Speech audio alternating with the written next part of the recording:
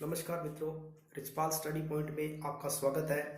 हम गणित के अंदर गुणनखंड पढ़ रहे थे और गुणनखंड के अंदर हमने इसका पहला भाग पढ़ दिया है। उसके अंदर मैंने गुणनखंड का सामान्य परिचय बता दिया है और भाज्यता के नियम भी हमने पढ़ लिए हैं। तो हम आगे बढ़ेंगे गुणनखंड के बारे में। अब इसको हम विस्तार से समझेंगे कि कौन कौन से प्रश्न बनते हैं, इसमें किस प्रकार से प्रश्न आ सकते हैं और जो प्रश्न पूछे गए हैं हम उस पर चर्चा करेंगे। देखिए, गुणनखंड मैंने बताया था कि कोई भी संख्या है, अगर उस संख्या को यदि हम गुणनफल के रूप में लिखें तो वे संख्याएं यानी कि जो गुणा के रूप में संख्या जो गुणा में हो रही है वे कहलाएगी उस संख्या के गुणनखंड। जैसे मैं एग्जांपल लेता हूं, जैसे मैंने 20 ले लिया तो 20 को हम क्या लिख सकते हैं, 1 गुणा 20 लिख सकते हैं, 2 गुणा 10 लिख सकते हैं और 4 गुणा 5 लिख सकते हैं, 5 गुणा 4 लिख सकते हैं और इस प्रकार से हम 10 गुणा 2 लिख सकते हैं। तो ये जो संख्या है, ये जो संख्या है यानी 1, 20, 2, 10, 4, 5, ये संख्या कहलाएगी 20 के गुणनखंड। ठीक है, अब हम आगे बढ़ते हैं कि अभाज्य गुणनखंड क्या होते हैं। अभाज्य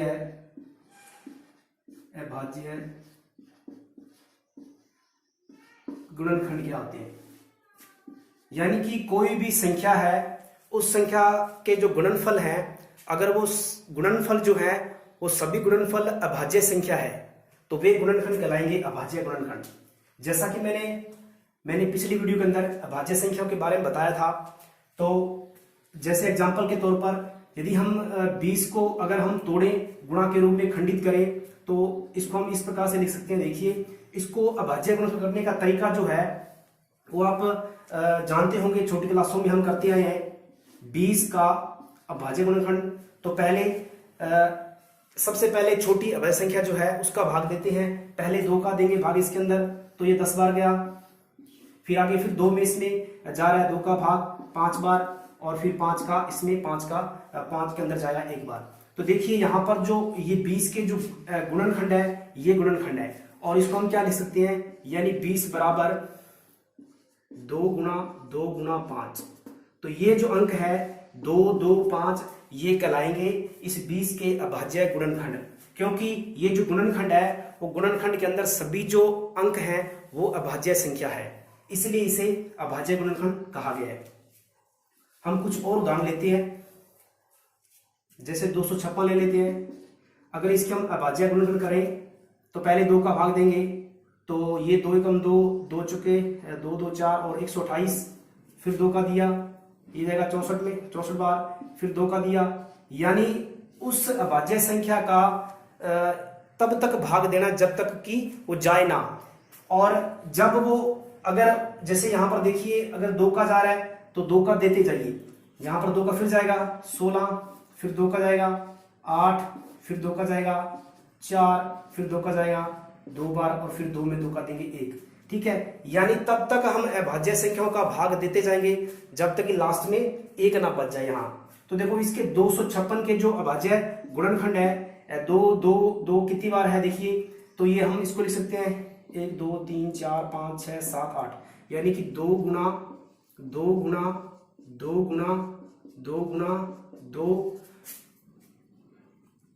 2 गुणा 2 गुणा 2। तो देखिए 1, 2, 3, 4, 5, 6, 7, 8। देखिए, इसको हम घातों के रूप में भी लिख सकते हैं, यानी कि ये एक ही आधार जो है वो बार बार गुणा हो रहा है। और देखिए यहाँ पर एक आधार 2 जो है वो 8 बार गुणा हो रहा है, तो इसको हम 2 की 8 के रूप में लिख सकते हैं। अब देखिए आगे, ये था अभाज्य गुणनखंड।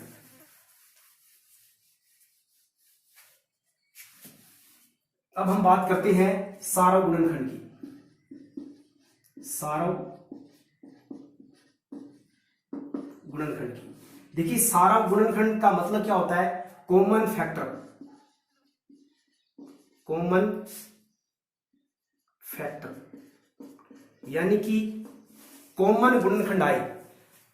देखिए, जैसे हम अगर 2 या 2 से ज्यादा अगर हम संख्या लेते हैं तो उस संख्या के अगर हम गुणनखंड करते हैं तो उन गुणनखंडों के अंदर सभी गुणनखंडों के अंदर वह बड़ी से बड़ी, मतलब क्या है कि हम संख्या लेंगे जो कि सभी संख्याओं से कट जाए। जैसे मैं एग्जांपल लेके ले लेता हूं, जैसे मैंने ले लिया 24, 36 और 72। ये देखिए हमने एग्जांपल ले लिया है और इस संख्याओं के हमें निकालने हैं सारा गुणनखंड। तो देखिए सबसे पहले हम यहां पर इनके अभाज्य गुणनखंड करेंगे और 24 के अभाज्य गुणनखंड करेंगे, फिर हम 36 के भी करेंगे और फिर हम 72 के भी करेंगे। सबसे पहले 24 करते हैं, तो 2 का भाग दिया 12, फिर 2 का दिया 6, फिर 2 का दिया 3। अब देखिए इसके अंदर 3 का आएगा, ठीक है, और 3 एकम 3। इसके अंदर दिया 2 18 बार, फिर 2 दिया 9 बार, और फिर दिया 3 बार, और 3 एकम 3। और फिर हमने 2 का दिया इसके अंदर 72 में, ये हुआ आपका 36, फिर 2 का दिया 18, फिर 2 किया 9, फिर 3 का, इसमें 3 का दिया 3 एकम 3। और देखिए हमने 24, 36 और 72 के अभाज्य गुणनखंड कर लिए हैं और हमें इन संख्याओं के सारा गुणनखंड निकालना है। तो देखिए सारा गुणनखंड के लिए हम क्या करेंगे, सबसे पहले इनको इस प्रकार से गुणा में लिख देंगे, यानी 24 बराबर में 2 जो है वो कितनी बार है, 2 गुना 2 गुना 2 गुना 3। उसके बाद में 36 जो है वो 2 गुना 2 गुना 3 गुना 3, और फिर 72 2 गुना 2 गुना 2 गुना और गुणा में 3 और गुणा में 3।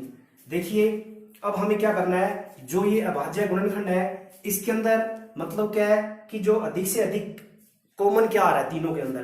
तो देखिए यहाँ पर ये दो कॉमन आ रहा है, ये 2 भी से एक, यानी कि कह सकते हैं कि ये 2 इसमें, यानी कि ये कॉमन एक आ गया, फिर ये 2 कॉमन आ गया, और फिर देखो यहाँ पर 2 है, यहाँ 2 नहीं है, तो हम ये कॉमन नहीं आएगा। देखिए इसके अंदर 3, देखिए इसमें 3 है, इसमें 3 है, इसमें एक 3 है, मतलब ये 3 जो है कॉमन आ गया। अब देखिए यानी कि वो सभी के अंदर होना चाहिए, वो अभाज्य संख्या सभी में होनी चाहिए।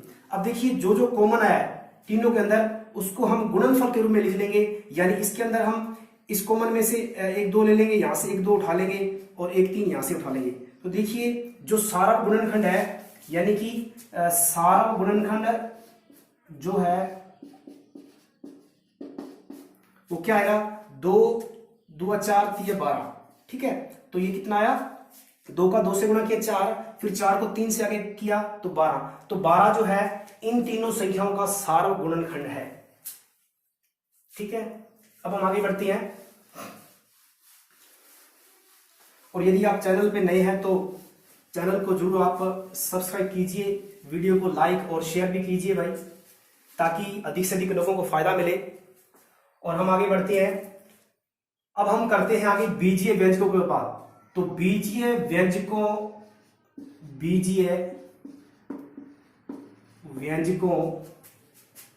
के या का गुणनखंड। अब देखिए हम बीजीय व्यंजकों पर भी गुणनखंड सीखेंगे। तो देखिए इसके अंदर भी सारा गुणनखंड है और गुणनखंड के क्या क्या तरीके हो सकते हैं। तो देखिए मैं एग्जांपल लेता हूं, एक ऐसा बीजीय व्यंजक लेते हैं हम, एक पदीय, 2 पदीय हम ले सकते हैं। तो मैं सबसे पहले एक पदीय व्यंजक ले रहा हूं, जैसे मैंने 2xy लिखा, और हम इस 2xy के अगर हम गुणनखंड करना चाहें, यानी कि इन संख्याओं को जो भी चर है या अचर है उन संख्याओं के बीच में हम गुणा संक्रिया लगा देंगे, यानी कि इनको हम आगे 2 जो है आगे टूट नहीं रहा, x भी x रहेगा, y इंटू, यानी कि ये तीनों ही आपस में गुणा में हम इनको लिख देंगे। तो 2xy के गुणनखंड जो है वो कहलाएंगे 2 इंटू एक्स इंटू वाई, ठीक है। अब हम जैसे example 4x square y square, और ये भी एक पदीय व्यंजक है।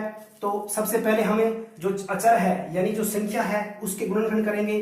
तो 4 के गुणनखंड 2 गुना 2 हो गए, फिर इंटू में x स्क्वायर है, तो x यहाँ पर 2 बार गुणा में हो रहा है, तो x इंटू एक्स है, और y की स्क्वायर है तो y इंटू वाई। ये कहलाएंगे इस व्यंजक के गुणनखंड, ये कहलाएंगे जो गुणा में है। और हमने बात की थी संख्याओं में अभाज्य गुणनखंड होते हैं, लेकिन बीजीय व्यंजकों में ये संख्याएं हैं, ये वाले जो गुणनखंड है, इनको क्या कहेंगे? इनको हम कहेंगे अखंडनीय गुणनखंड। इनको कहेंगे अखंडनीय, मतलब इनके हम आगे और खंड नहीं कर सकते, इनको आगे हम और तोड़ नहीं सकती, इसलिए यहां पर अभाज्य शब्द का प्रयोग नहीं होगा। बीजीय व्यंजकों के अंदर यहां पर अखंडनीय गुणनखंड का प्रयोग होता है, यानी इस प्रकार के गुणनखंड को हम कहते हैं अखंडनीय गुणनखंड। ठीक है, ये तो था एक पदीय व्यंजकों का गुणनखंड कर सकते हैं, उनको उतना आगे मतलब गुणा में उनके टुकड़े आगे इस प्रकार से खंडित करते रहिए जहां तक वो आगे खंडित ना हो, यानी तब तक उसे खंडित करते रहना है, यानी गुणा में लिखते रहना है। अब हम बात करते हैं द्विपदीय व्यंजकों के बारे में।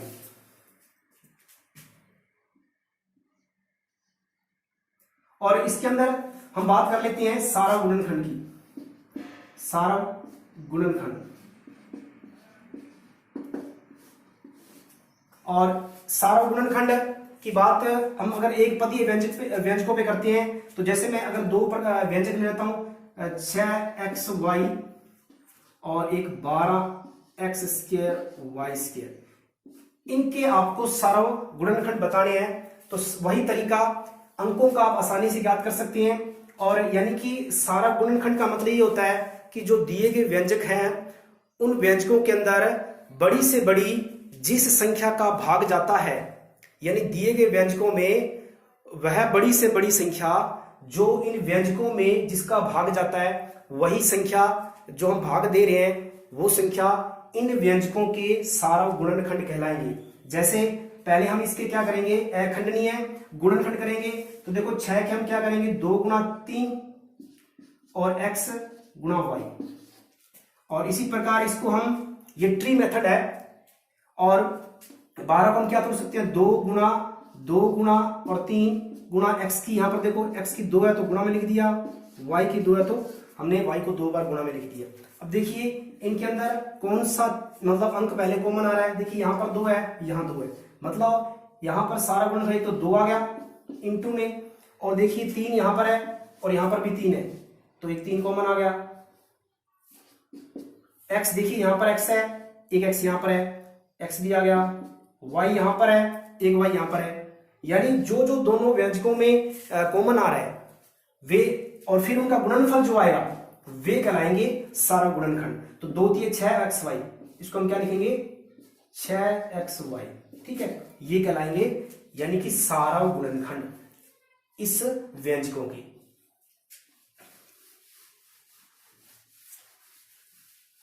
और भाई लोगों, गणित एक ऐसा सब्जेक्ट है जिसको हम जितनी ज्यादा प्रैक्टिस करेंगे उतना ही ज्यादा हम निखरते जाएंगे, और इसके अंदर कई बार क्या कि त्रुटि होने की संभावना रहती है।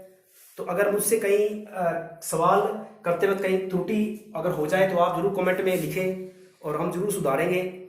और जैसा कि मैंने कल के वीडियो के अंदर मैंने एक कहीं मिस्टेक हो गई थी, और आप थोड़ा सुधार लें कि मैं शायद बता रहा था 13 का भाज्यता का नियम, और उसके अंदर मैंने शायद 16 और 39, शायद वो 13 का था और शायद उसका योग जो है वो 52 बन रहा था, यानी 16 36, ये योग 52 बना था और मैंने शायद वहां 39 लिख दिया था, तो इसके लिए मेरी माफी है। अब देखिए आगे हम जो है वो कर रहे हैं, जो क्वेश्चन जो है, अब हम बात करते हैं सारा गुणनखंडों के अंदर। आगे हम गुणनखंड जो बीजीय व्यंजक के गुणनखंड है, इसकी जो विधियां हैं, तरीके हैं, वो कौन कौन से तरीके हैं गुणनखंड करने के, इन बीजीय व्यंजकों के गुणनखंड करने के तरीके कौन कौन से हैं? 2 तरीके हैं। देखिए एक तो सारव गुणनखंड विधि, सारव गुणनखंड विधि से, और एक हम कर सकते हैं समूहन विधि से, समूहन विधि से। सारव गुणनखंड विधि जो है उस पे मैंने एक पदीय व्यंजक पे हमने भी एग्जांपल लिया है, और हम आगे जो है अभी करते हैं। तो देखिए सारव गुणनखंड विधि, पहली विधि जो है सारव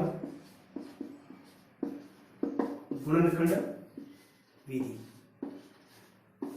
देखिए सारा गुणनफल विधि, इसके अंदर एग्जांपल लेते हैं। पहला एग्जांपल लेता हूं मैं, जैसे अभी लिया मैंने 12xy और एक ले लिया मैंने 36x² y और z, ठीक है। और ये तो आपका एक पदीय व्यंजक होगा। इसके अंदर आप आसानी से कर सकते हैं, अभी हमने किया था कि इन दोनों के अंदर जो जो पार्ट दो संख्या है कॉमन आ रही है तो वो कहलाएंगे इन दोनों के सारा गुणनखंड, ठीक है। तो ये तो आप कर लोगे। अब देखिए मैं आगे जो है द्विपदीय व्यंजक को बात करता हूं, और उसके अंदर जैसे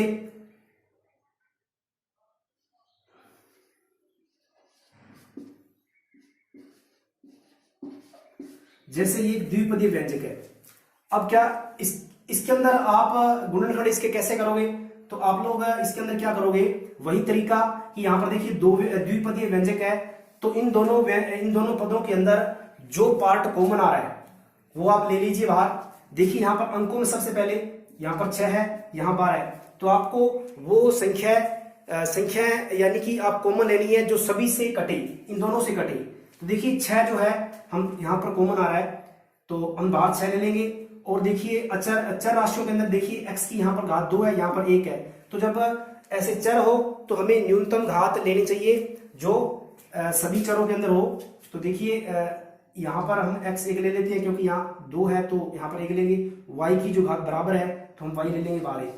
तो देखो यहाँ पर 6 भी चला गया बाहर, एक x भी बाहर चला गया, तो एक x बचा, y भी चला गया प्लस, और देखिए यहाँ पर 2 रहेगा क्योंकि 12 में से जब गुणा के रूप में 6 बाहर जाएगा तो 2 रहेगा, ठीक है। या फिर आप देखिए इसमें जो कॉमन लेते हैं उसको आप इससे भाग दे दीजिए, फिर ये आएगा, फिर इससे भाग दोगे आप 6xy को, तो देखो यहाँ पर 2 पर कटेगा, x कट गया, एक y से y कट गया, मतलब ये आपका ये कहलाएंगे आपके 6xy जो है ये कहलाएगा सारा गुणनखंड, यानी कि ये सारा गुणनखंड है। और ये गुणनखंड का जो है हमने सारा गुणनखंड विधि से इसको किया है, ठीक है। उम्मीद करता हूं आपको समझ में आया होगा, ठीक है। हम एग्जांपल और लेते हैं।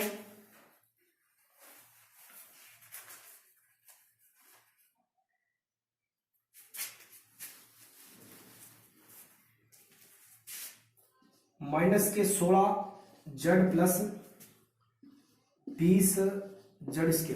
देखिए वही तरीका कि सबसे पहले आप इसके अंदर जो अंक है 16 है और 20 है, तो हम क्या करेंगे, इसके वैसे तो आप इसके अखंडनीय गुणनखंड कर लो आप। 16 को हम क्या लिखते हैं माइनस क्या आएगा, और ये 16 को हम 2 गुना 2 गुना 2 गुना 2 यानी 2 4 8 16 और इंटू जेड, यानी गुणनफल के रूप में लिख लो इनको। 20 को क्या लिख सकते हैं 2 गुना 5 और जेड का स्क्वायर है तो इसको आप जेड गुना जेड। अब देखिए जो पार्ट इसके अंदर और इसके अंदर कॉमन आ रहा है, देखिए यहां पर 1 2, यहां पर देखिए ये 2 इसके अंदर 2 और यहां पर 2 है, तो यानी कि ये 2 और 2 गुना 2 बाहर कॉमन आ गया। और उसके बाद में जड़, देखो जड़ भी यहां कॉमन आ रहा है, एक जड़ कॉमन ले लिया। अंदर क्या रहा तो माइनस, अगर आप बाहर कॉमन लेना चाहते हो तो माइनस भी साथ में ले लो कॉमन, तो यहां अंदर प्लस हो जाएगा, ठीक है। तो अंदर आएगा 2 2 4 और उसके बाद में ये प्लस जो है क्योंकि माइनस हमने बाहर कॉमन लिया है तो अंदर जो है प्लस वो माइनस हो जाएगा, निशान बदल जाएगा और 5 जेड बचेगा अंदर। अब देखिए ये गुणा जो होंगे 2 2 4 तो माइनस के 4 जेड, 4 प्लस 4 माइनस 5 जेड। तो ये था द्विपदीय व्यंजकों का सारा गुणनखंड विधि द्वारा हम ये हल करना सीखा है। अब देखिए आगे जो है एग्जांपल हम और ले लेते हैं।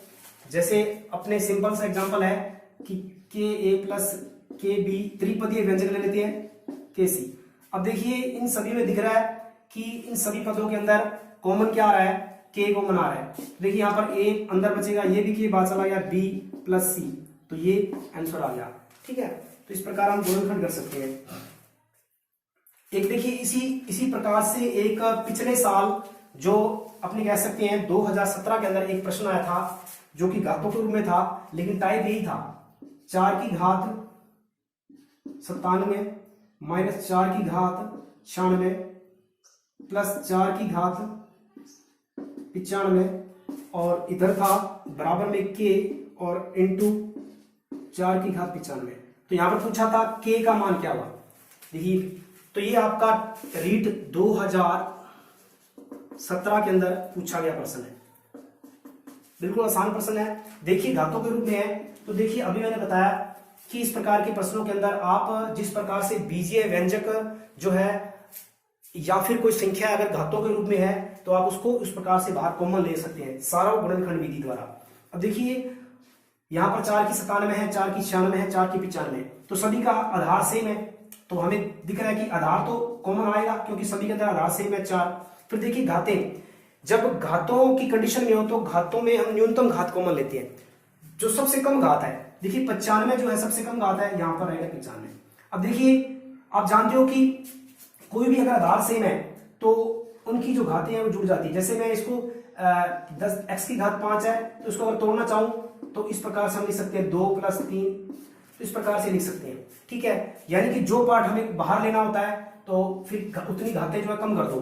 देखिए यहाँ पर 97 है तो 4 का घात 95 जब कॉमन लेंगे तो यहाँ पर अंदर जो है 4 की घात 2 बचेगा, ठीक है। माइनस यहाँ पर 96 जो है वो उसमें से 4 की घात 95 चला गया बाहर, तो 4 की घात 1 बचेगा। अब देखिए यहाँ पर क्या बचेगा, केवल 95 चला गया तो केवल यहाँ पर 1 रहेगा। देखिए यहाँ पर 0 रहेगा क्योंकि जो कॉमन हम लेते हैं तो जो वहां पर जो है एक जो है वो शेष रहता है, ठीक है। तो अगर कंप्लीट ही पद बाहर चला गया तो वहां पर 1 रहेगा, तो 4 की 95 बाहर चला गया, यहाँ पर 1 बचेगा, बराबर में k की 4 की घात 95। अब देखिए दोनों तरफ जो है 2 पक्ष है और ये गुणा में है, तो इस कंडीशन में ये उसके बटे में जाएगा या फिर बराबर हम काट सकते हैं। तो अब बचेगा क्या, देखो इसको हल कर सकते हो, 4 का वर्ग कितना 16 होता है, -4 + 1 बराबर में k, और देखिए यहाँ पर 16 में से 4 गया 12 और 12 और 1 13, यानी कि k का मान जो है वो 13 था, ठीक है। ये था आपका रीट 2017 के अंदर प्रश्न पूछा गया था। तो ये था सारा गुणनखंड विधि द्वारा हम इसको हल कर सकते हैं, ठीक है। अब हम जो अगला तरीका है जो बीजीय व्यंजकों के गुणनखंड का, वो दूसरा तरीका है समूहन विधि द्वारा। समूहन विधि। अब देखिए कई बार क्या होता है कि कोई बीजीय व्यंजक दिया होता है, एक पद, द्विपद, त्रिपद तो या बहुपद, उसके अंदर सभी पदों यानी सभी पदों में कॉमन कोई ना कोई पार्ट कॉमन आ जाता है, तो वो तो कहलाता है सारा गुणनखंड विधि। कई बार क्या होता है कि सभी पदों के अंदर कॉमन पार्ट नहीं आता, कुछ पदों में कॉमन आता है या कुछ समूह के अंदर कॉमन आता है। तो इस प्रकार से यानी कि अगर जब सभी पदों के अंदर कोई पार्ट कॉमन ना आए तब हम ये समूहन मेथड लगाते हैं। तो देखिए एग्जांपल ये, इसके अंदर देखिए 1 2 3 4 ये 4 पद हैं, तो हम पेयर बनाएंगे 2 के। अब देखिए इसके अंदर क्या कॉमन आ रहा है, इसके अंदर कुछ भी कॉमन नहीं आ रहा है, तो जब कुछ भी कॉमन ना आए तब हम एक कॉमन लेते हैं, तो एक ले लेंगे। और उससे पहले देखिए हम इन पदों के कुछ क्रम बदल देते हैं ताकि आगे समस्या नहीं आएगी। देखिए यहाँ पर इन दोनों को मैं आगे पीछे चेंज कर देता हूं। क्यों करता हूं, क्योंकि जब आप इसको आगे करोगे तो आगे जाकर थोड़ी ये कॉम्प्लिकेट हो जाएगा क्वेश्चन, तो इसलिए हम उससे बचने के लिए क्या करेंगे, हम पहले इनका क्रम बदल देंगे, यानी कि +xyz को पहले लिख देते हैं और -7xy को बाद लिख देते हैं। ऐसे करने से कोई फर्क नहीं पड़ता। इन दोनों देखो क्या कॉमन आ रहा है, जब कुछ भी कॉमन आए तो हम एक कॉमन लेते हैं, एक कॉमन लिया z-7 प्लस इन दोनों देखो xy कॉमन आ रहा है तो xy ले लिया, यहां पर देगा z-7। देखिए ये ब्रैकेट सेम है तो अब ये कॉमन ले लो z-7। अब बचा क्या, 1 + xy, तो इसको आप अलग ब्रैकेट में बंद कर दो। तो इस प्रकार से आप समूहन द्वारा बीजीय व्यंजकों के गुणनखंड कर सकते हो। अब देखो जो पिछले साल एग्जाम में प्रश्न जो पूछे गए हैं समूहन द्वारा गुणनखंड, तो वो क्वेश्चन लेता हूं मैं। एक प्रश्न आया हुआ है 2x + 4y माइनस का 8xy माइनस का 1। ये प्रश्न जो है रीट 2015 के अंदर पूछा गया है। जैसा कि मैंने आपसे वादा किया था कि मैं पिछले जो गत पेपर के जो प्रश्न आए हुए हैं वो मैं जिक्र जरूर करूंगा, उनको मैं सॉल्यूशन भी करवाऊंगा उनका, तो आप जरूर देखिए। देखिए इसके अंदर देखिए क्या कोई चीज कॉमन आ रही है। तो देखिए हमें क्या करना पड़ेगा, यहां पर जब कॉमन लोगे आप इन दोनों पदों के अंदर तो कॉमन आ जाएगा, लेकिन यहां पर देखिए जो ब्रैकेट में रहेगा इसके अंदर वो यहां पर अंदर नहीं रहेगा ब्रैकेट में। तो हम क्या करेंगे, इनका क्रम बदलेंगे। अब देखिए क्रम किस प्रकार से बदलेंगे। अब देखो पहले को अगर लास्ट के साथ में एडजस्ट कर दो, यानी कि 2x-1, और इन दोनों को लास्ट में इस प्रकार से दो 4y-8xy, ठीक है। और इसको भी आप आगे पीछे कर दो, ठीक है, ताकि सवाल कॉम्प्लिकेट ना हो जाए, ठीक है। तो यानी चाहो तो आप इन दोनों को कर दो, इन दोनों कर दो आप, ठीक है, कोई दिक्कत नहीं है, हम कर देते हैं। यानी कि 2x माइनस 8xy और माइनस का 1 और 4y को प्लस 4y बाद में देते हैं, ठीक है। इन दोनों में क्या कॉमन आ रहा है, इन दोनों में देखिए 2 और इन दोनों में 2 कॉमन आ रहा है, x भी कॉमन आ रहा है। तो यहां पर देखिए कुछ नहीं रहा, एक रहा, माइनस का रहा, और यहां देखिए क्या रहा, क्योंकि जब 8 को हम क्या लिख सकते हैं, 4 2 8 लिख सकते हैं। जब आप 2 कॉमन ले लिया तो अंदर क्या रहेगा, 4 रहेगा, तो 4 रह गया और अंदर y रह गया, ठीक है। और फिर माइनस जब इन दोनों में कोई कॉमन ही नहीं आ रहा तो हम क्या करेंगे, इन दोनों से एक कॉमन ले लेंगे और यहां पर अंदर एक रहेगा, ठीक है। और प्लस जो है, क्योंकि हमने बाहर माइनस लिया है, खासकर आपको माइनस संक्रिया का ध्यान रखना है। अगर आप माइनस कॉमन ले रहे हो तो अंदर के जो पद हैं उनके चिन्ह जो है बदल देना चाहिए, ठीक है। और देखिए ये प्लस जो है यहाँ पर एक रहेगा अंदर, ये प्लस जो है माइनस, क्योंकि ये माइनस हमने बाहर लिया कॉमन, यहाँ पर देखिए 4y रहेगा। अब देखिए ये दोनों एक जैसे हैं, तो आप क्या करो 1 - 4y, और जो बचा है उसको अलग ब्रैकेट में बंद कर दो, ठीक है। तो ये थे आपके समूहन द्वारा गुणनखंड। तो इस प्रकार के प्रश्न जो है वो आए हुए हैं और पक्के चांस है इस बार भी पूछने के। तो आप इन प्रश्नों पे, अगर आप बीजीय व्यंजक गुणनखंड का टॉपिक पढ़ रहे हो, उन सवालों के प्रैक्टिस कर रहे हो, तो आप इस प्रकार के सवाल जो है जरूर कीजिएगा अभी, और 100% इस प्रकार के सवाल आने की संभावना रहती है।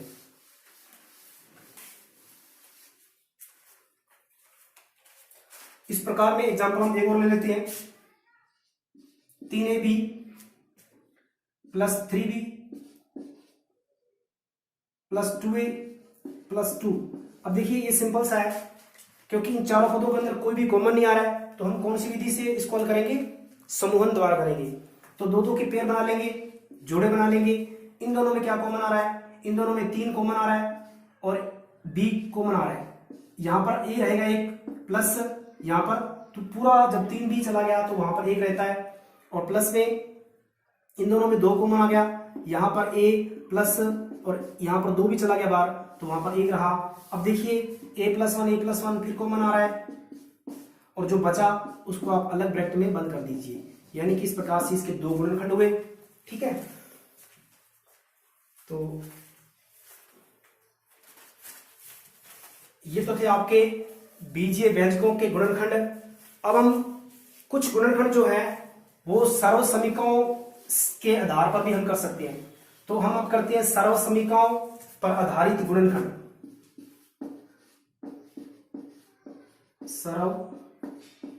सर्वसमीकाओं पर आधारित गुणनखंड। मैंने आपको सर्वसमीका समझाई थी और बताए भी थे। अब देखिए इस पर भी एक सवाल पूछा गया है पिछले यूनिट के अंदर। तो सर्वसमीकाएं जो है हमारी यूज हो रही है, एक बार मैं उनका लिख देता हूं, a + b का होल स्क्वायर जो है a का स्क्वायर + 2ab + b स्क्वायर, ठीक है। और उसके बाद में माइनस का a - b का होल स्क्वायर, ठीक है,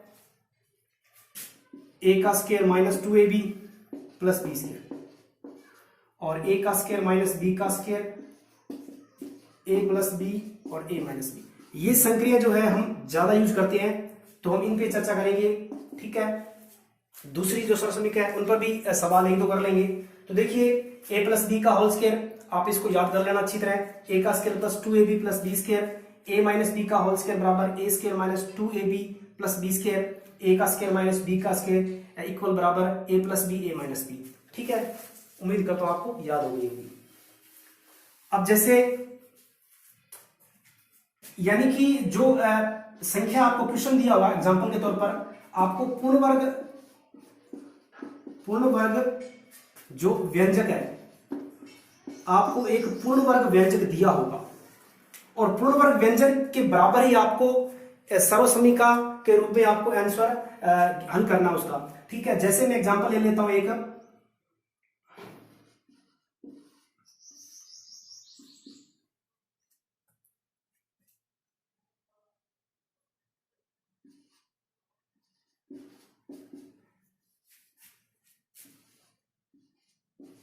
देखिए ये एक प्रकार से पूर्ण वर्ग व्यंजक दिया गया है।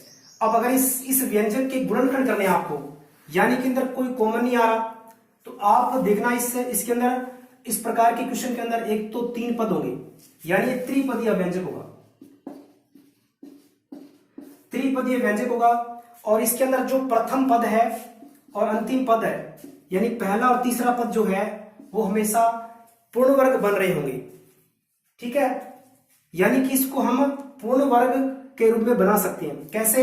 यानी कि इनका हम वर्गमूल ले सकते हैं। अब जैसे 4a स्क्वायर जो है, इसका अगर वर्गमूल ले तो 4 का वर्गमूल 2 और a स्क्वायर का 1, यानी कि इसका कंप्लीट पूर्ण वर्ग संख्या है 1। इसी प्रकार 2b स्क्वायर जो है उसका अगर पूर्ण अपने वर्गमूल लें तो, सॉरी 2b नहीं है, यहाँ पर 4 आएगा, 4b स्क्वायर, तो ये जो होगा 2b आ जाएगा, क्योंकि 4 का 2 और b स्क्वायर का b।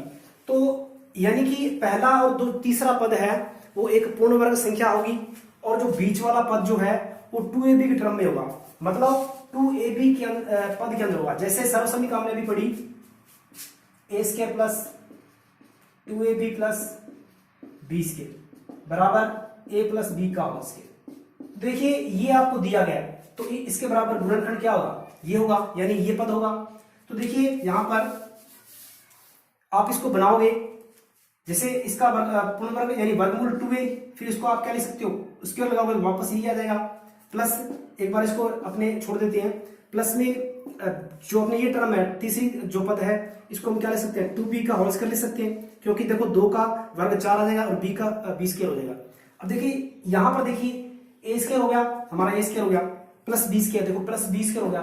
अब बीच वाला 2ab है, यानी कि क्या 2ab पार्ट बन रहा है 8ab, तो हम क्या करेंगे 2 लिखेंगे, फिर गुणा में a हमारा कौन है और गुणा में b कौन है। a देख हमारे सामने ये a है 2a और b हमारे सामने क्या है 2b।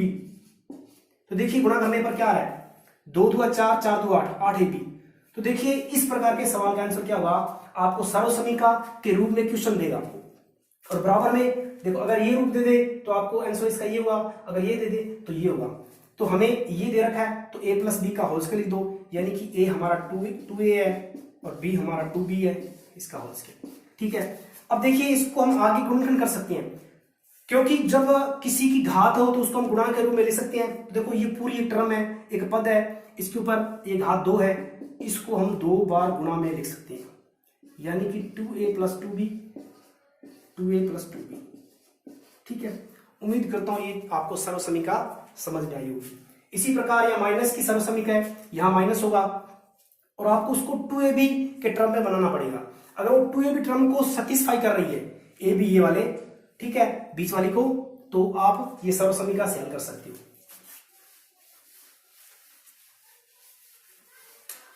इसी पे एक सवाल पिछले साल रीट के अंदर पूछा गया है और 2017 के अंदर 3x प्लस 5 का होल स्क्वायर माइनस 60x बराबर, यानी कि इक्वल में क्या आएगा, और ये था रीट 2017। देखिए यहां पर देखिए सर्वसमीका बन रही है, पहले इसको खोलेंगे हम, a प्लस बी का होल स्क्वायर बराबर में a square plus 2ab plus b square, तो यानी कि a स्क्वायर यानी कि 3x का होल स्क्वायर प्लस 2ab यानी 2 गुना 3 यानी 3x और a और b, तो b हमारा 5 है यहाँ पर, a square plus 2ab plus b square यानी 5 का स्क्वायर, फिर माइनस का 60x आपके साथ दिया हुआ है। देखिए यहाँ पर ये कितना होगा, ये 3 का वर्ग 9x का स्क्वायर हो जाएगा, ये गुणा करने पर कितना होगा 5 2 3 6 6 5 30 प्लस का 30x माइनस का 25 और देखिए माइनस का 60x। अब कुछ सहजातीय पद है, 30x में से 60x जाएगा, यानी कि फिर से आगे हो रहा है सवाल ये, तो देखो 30x प्लस क्या माइनस का 60x है, तो माइनस के कितने बचेंगे, माइनस के 30x माइनस के 25। अब देखिए क्या ये आगे हो रहा है, बिल्कुल होगा। इसके गुणनफल हम किस प्रकार से करेंगे, वापस देखिए यही टर्म फिर हम यूज कर लेंगे। पहला और अंतिम पद दोनों ही एक पूर्ण वर्ग संख्या है, क्योंकि 9 का वर्गमूल 3 है और x स्क्वायर का x है, तो ये 3x हो जाएगा, ये 5 का वर्ग है, यानी कि और बीच में 2a भी बन रहा है, चेक कर लेते हैं अपने। यहाँ पर a देखिए, a हमारा जो है 3x का होल स्क्वायर हो जाएगा, और ये हो जाएगा, सॉरी यहाँ पर प्लस का 25 है, प्लस का 25, ये प्लस का 5 स्क्वायर इसको ले सकते हैं।